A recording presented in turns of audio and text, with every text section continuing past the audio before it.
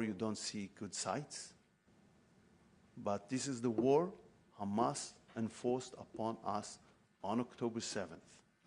And is continued to enforce on Israeli and Palestinians by not releasing the hostages. And you can see today sites of Palestinians demonstrating and beg Hamas to get out. Beg Hamas, release the hostages so this war will be end. But there is no discussion about it. Sometimes, for face saving, you can see after, I would say, 300 of harsh words against Israel, a line about releasing the hostages. That's not sufficient. That ain't gonna work. It works the other way. Thank you. אין סבב שני של שאלות, כל אחד מקבל פעם אחת אפשרות. Please, Lav Arkov. Thank you. Wait, Lav, 1 second. Please wait for the mic. Two parts to the question. First, can you tell us which countries realized that the letter was counterproductive?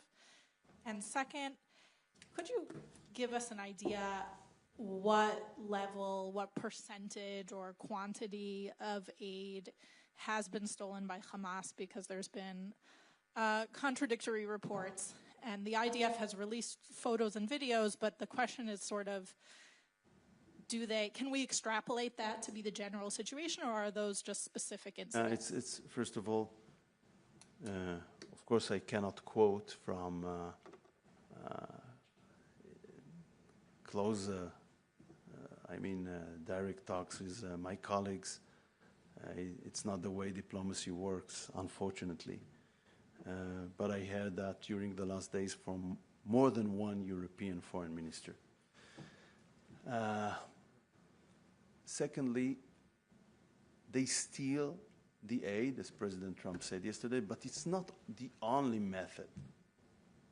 They also sometimes, like making money over the tracks, use it as a financial resource. It became the main financial resource for Hamas during that war.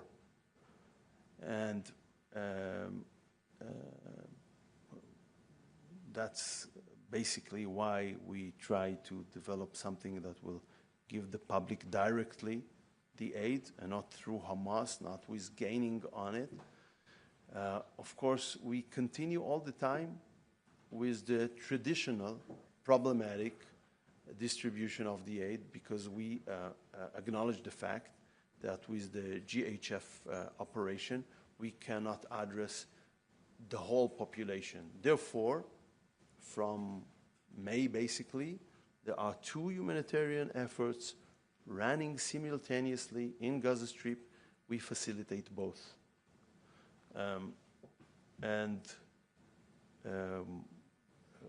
We don't always have the full cooperation, but during the last days, after I made it clear, among other things in an interview I gave for Politico,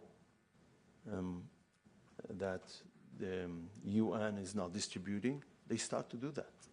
They start to do that before last Sunday, when we began with the Humanitarian Corridors Initiative.